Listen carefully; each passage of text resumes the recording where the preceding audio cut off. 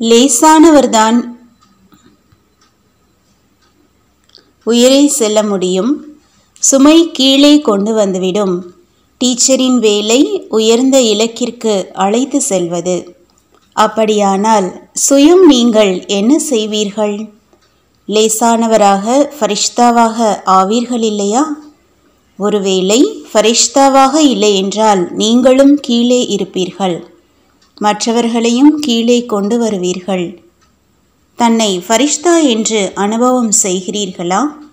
உடலின் சுமையும் இல்லாமல் முற்றிலும் லேசான நிலை மண் சுமையானதாக இருக்கும் இல்லையா? தேக உணர்வும் மண்தான். எப்பொழுதும் இதன் உணர்வு இருக்கிறது என்றால் சுமையாக இருப்பீர்கள்.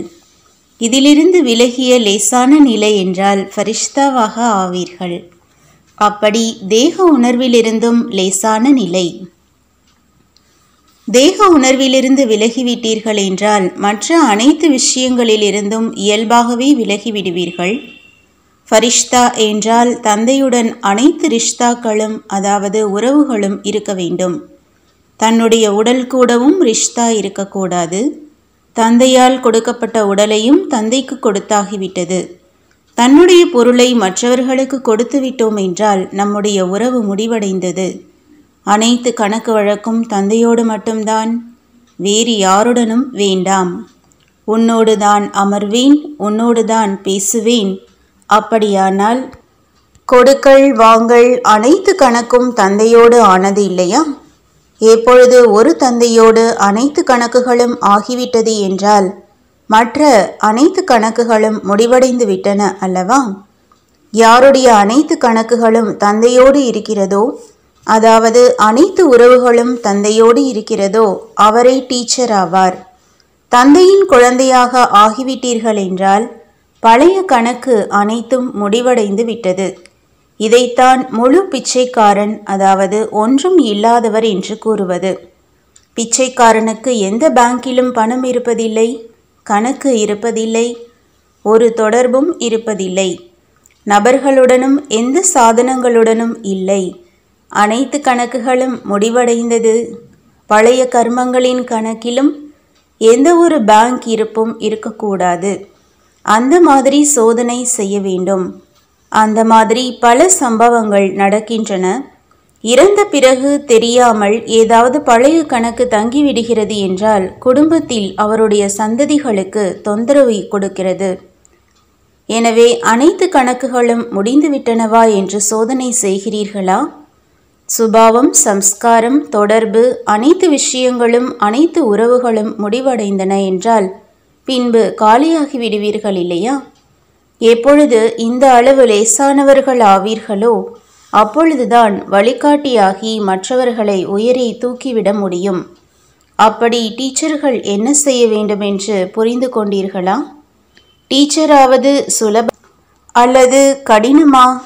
டீச்சராவதும் தந்தைக்கு சமமாக ஆவது என்றால் யார் டீச்சரின் ஆசனத்தை அடைகிறார்களோ அவர்கள் தந்தைக்கு சமமாக ஆகிறார்கள்.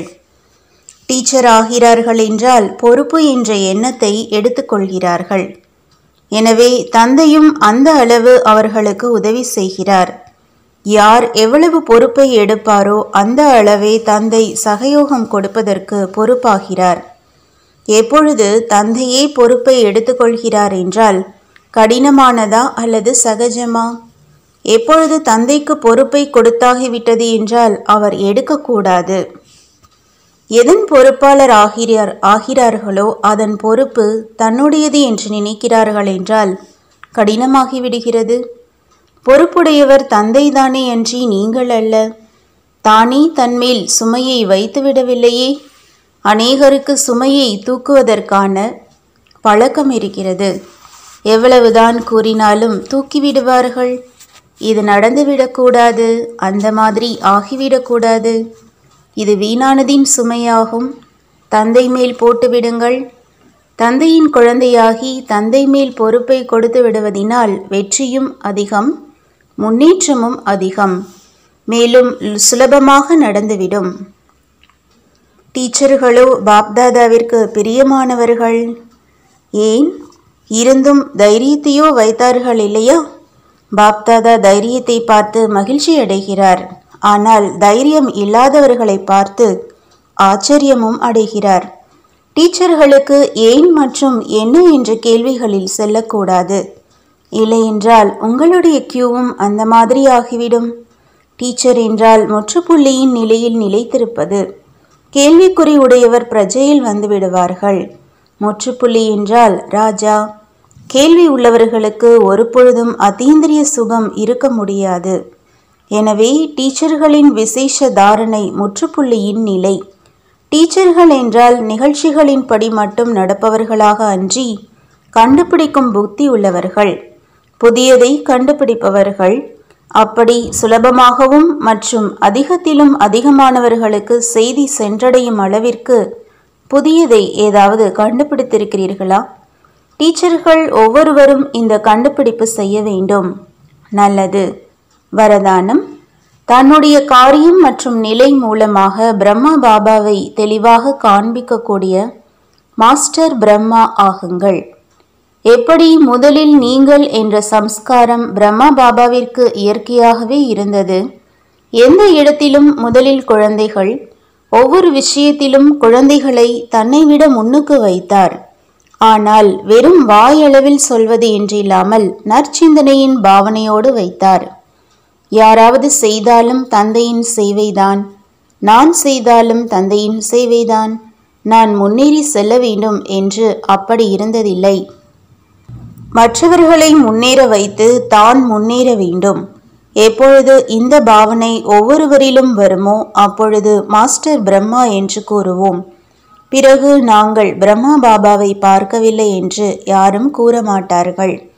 உங்களுடைய காரியம், உங்களுடைய நிலை பிரம்மா பாபாவை தெளிவாக காண்பிக்க வேண்டும். ஸ்லோகன். ஒருமுனைப்பாட்டின் திட எண்ணத்தினால் கடலின் ஆழத்தில் சென்றுவிட்டீர்கள் என்றால் அனுபவத்தின் வைரங்கள் முத்துக்கள் கிடைக்கும். ஓம் சாந்தி. तो बच्चों को तो सर्विस करनी है. जो बाबा कहते हैं सबको ये बताओ कि देखो तुम्हारा एम एंड ऑब्जेक्ट ये है. एक गीता है बगैर, ये राजयोग है ना बच्चे. कैसे है राजयोग? बिल्कुल सहज है कि बाप को याद करो तो ये वैसा मिलेगा तुमको. ओम शांति.